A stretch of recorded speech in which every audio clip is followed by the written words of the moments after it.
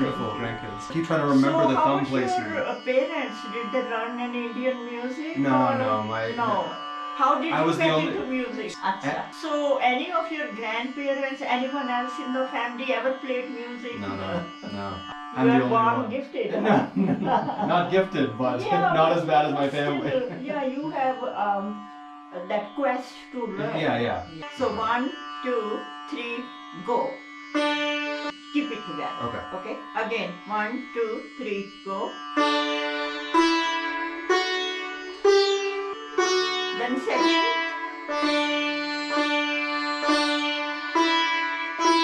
Fourth.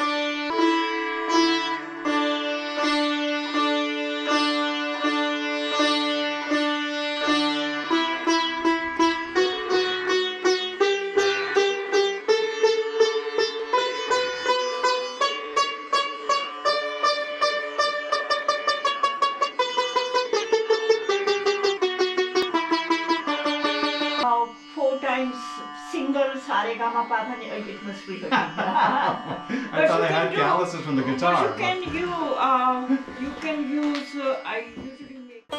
Hey. What's up?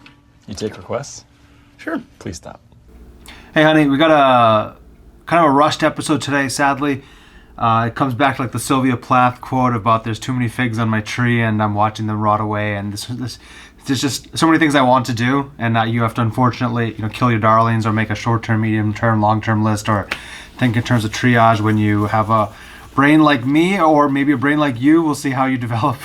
But one of the things that I've had on my list since I was a kid, I got really into Ravi Shankar and like the tabla and the sitar, and so it's always been on my list since I was a kid. And I've been playing guitar since I was, 12. This is one of my favorite guitars. It's just a cheapy $100 guitar that my friend just gave it to me for free, but I just like how warm it sounds. It might be out of tune, which is what all guitarists say when it sounds bad. That's in drop D.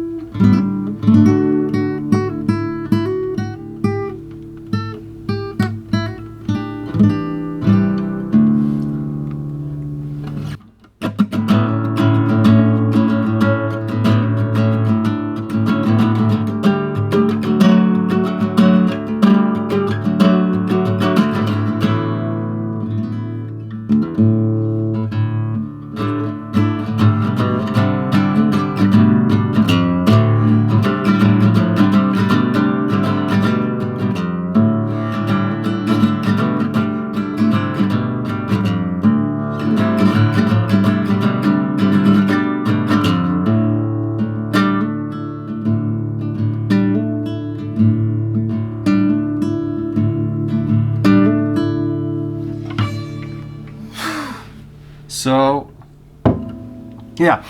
So I got into, I could clap on time at church, which is apparently a feat, an achievement.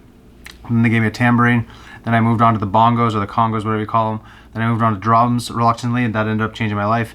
I played for about 10,000 people at the Blue Cross Arena in Rochester when I was a kid without microphones on it. So I was like drumming from up here. My hands were bleeding like in whiplash. It was sick.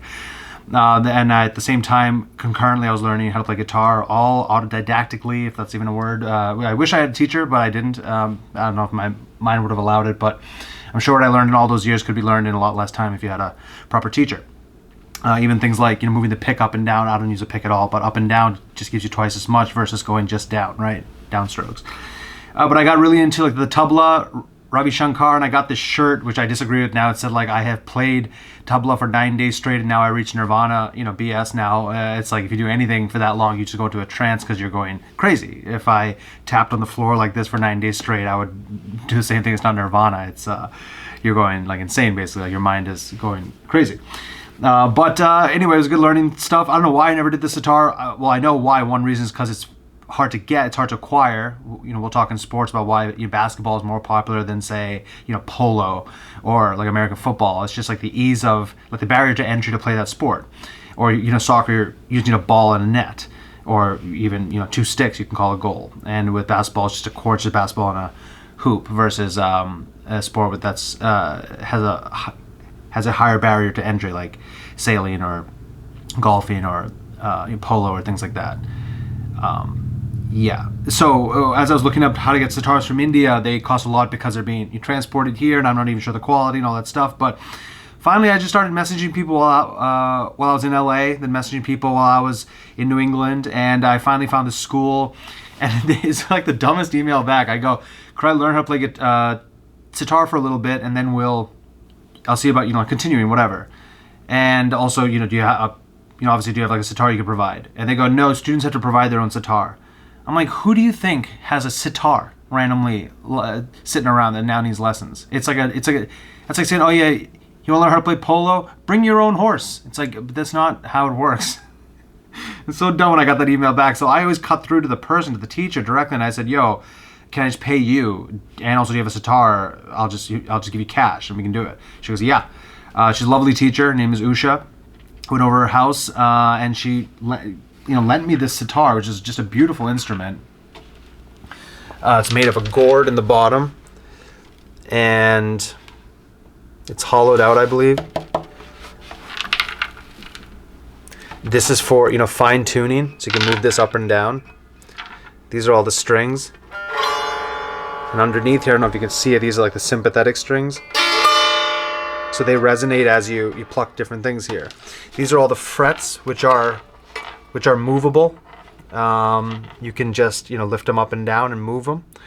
And then these are how to tune each string. I mean, it's a beautiful instrument. One issue right away that came to my mind as a wannabe engineer type or an armchair engineer, I was like, well, this doesn't seem standardized. Then I saw that there was a TED Talk about a guy who was talking about how these instruments are not standardized, and that's an issue. But that's okay. Also, that gives it its charm. See the back side here? You see all that? Okay. These are the big tuning handles for each major string. So I didn't buy the tuner. Beautiful art in the front. I didn't buy the tuner just because I'm not gonna use it because I have too many things on my plate. So I'm gonna not keep going with it. And I let her know, I was like, I'm not being consistent with it. I just don't have time. So maybe we can do it some other time. And she goes, yeah, absolutely. Don't worry. I'm gonna give it back to her tomorrow when I see her. But she's a sweet lady. This is called the Misret or something. I'll find the real name. I thought it was held like this, but it's not. And my finger might be too big for it because it like kills. You do it like that. So it's being plucked like this. And you move the whole hand like this when you pluck. So there's some things with form you gotta work through in the beginning. And she said you sit like this. I don't know if you can see all that. You sit like this. So I was just working on form, And I thought my calloused fingers would behoove me, but I need new calluses because it actually did hurt after a while.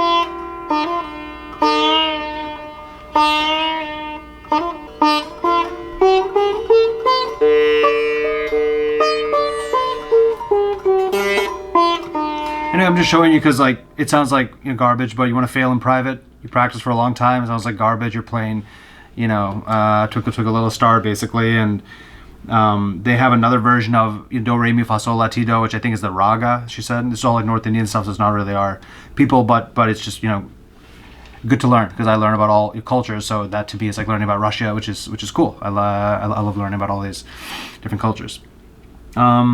this is hollowed out. This is this. I said, and she said I would, learn more than doubly fast because I play guitar, and that's it.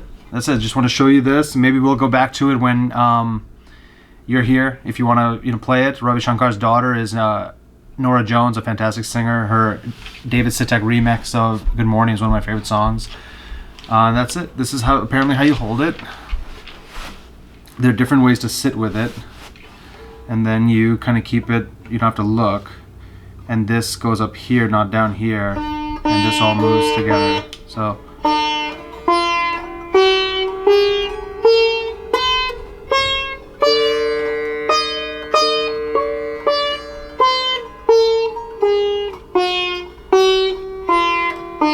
make adjustments accordingly.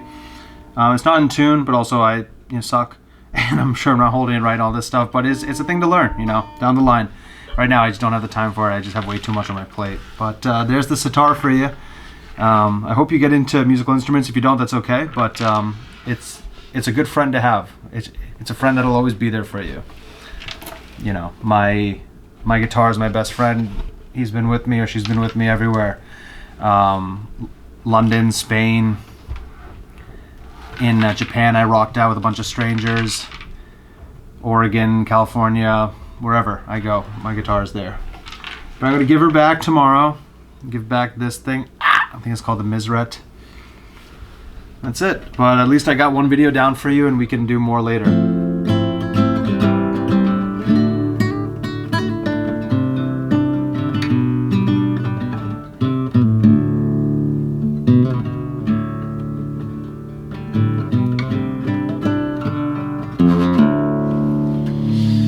Ready?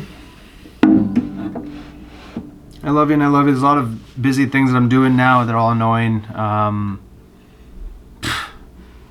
Yeah, I saw Anora last night with my friend. We're gonna start doing like movie reviews for you because we have a lot of great discussions afterwards. So we're like, we should start recording it.